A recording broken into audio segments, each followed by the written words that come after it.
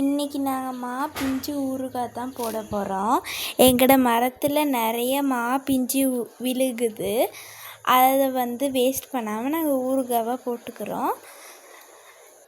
Cut பண்ணி சென்டரில் இருக்க சீடு எடுத்துடணும். எடுத்துட்டு குட்டி குட்டி பீஸாக கட் பண்ணி நாங்கள் ஊறுகாய் போட்டுக்கலாம். இப்படியே ஒரு குட்டி குட்டி பீஸஸாக கட் பண்ணிக்கிறோம் ஊறுகாய் போடுற மாதிரி. பிஞ்சாக இருக்கக்குள்ள எல்லாம் விழுகுது. அதனால நாங்கள் ஊறுகாய் செஞ்சு சாப்பிட்றோம்.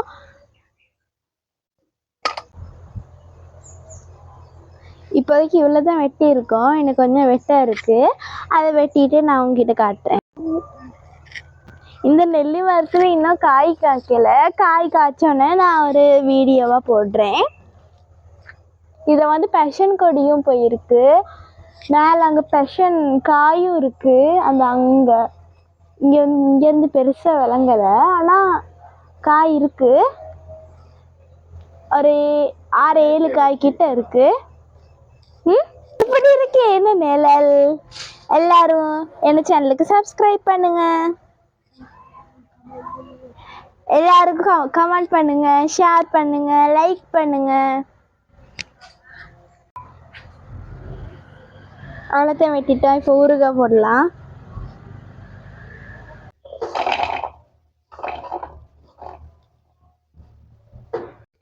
இதுக்கு தேவையான அளவு மிளகாத்தூளும் உப்பும் சேர்த்துக்கணும். கொஞ்சம் கூட மிளகாத்தூள் சேர்ப்போம். ஊறுகாய்ங்கிறதுனால கொஞ்சம் உரப்பாக இருந்தால் தான் நல்லாயிருக்கும். கொஞ்சமாக உப்பு, இவ்வளோத்தையும் போட மாட்டேன். கொஞ்சமாக தேவையான அளவு மட்டும் உப்பு மிளகாத்தூளும் கொஞ்சம் கூடவே சேர்ப்போம். இப்போ இது எல்லாத்தையும் மிக்ஸ் பண்ணிட்டு தேவையான அளவு வாட்டர் சேர்த்து மிக்ஸ் பண்ணிவிட்டு அடுப்பில் வச்சு எடுத்தா சரி. லேசு சாஃப்டாக வந்தோடனே இதை இறக்கிடுவோம். இப்போ அந்த பால் எல்லாம் போகிறதுக்காகத்தான் நாங்கள் அடுப்பில் வைக்கிறோம். இது பிஞ்சுங்கிறதுனால எப்படியுமே பால் இருக்கும்.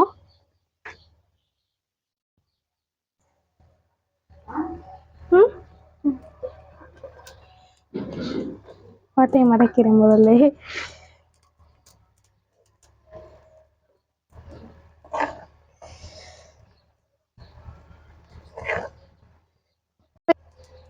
இப்போ இந்த பிஞ்சு வெந்துருச்சு.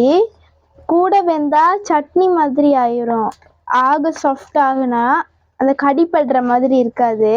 அதனால இதை இறக்கி வச்சுட்டு இதில் இந்த இறக்கி வச்சுட்டோம். இப்போ வற்ற வைக்கணும். வற்ற வச்சுட்டு இந்த வேக வச்சுருக்க பிஞ்சோடு சேர்த்துக்கணும்.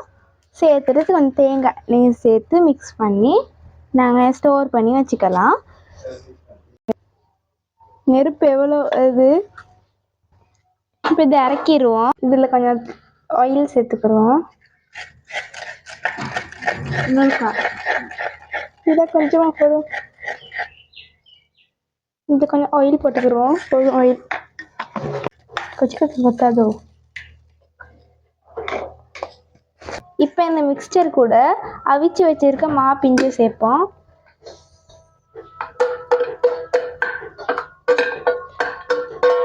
ஃபுல்லாக போட்டுட்டு நல்லா மிக்ஸ் பண்ணி எடுத்து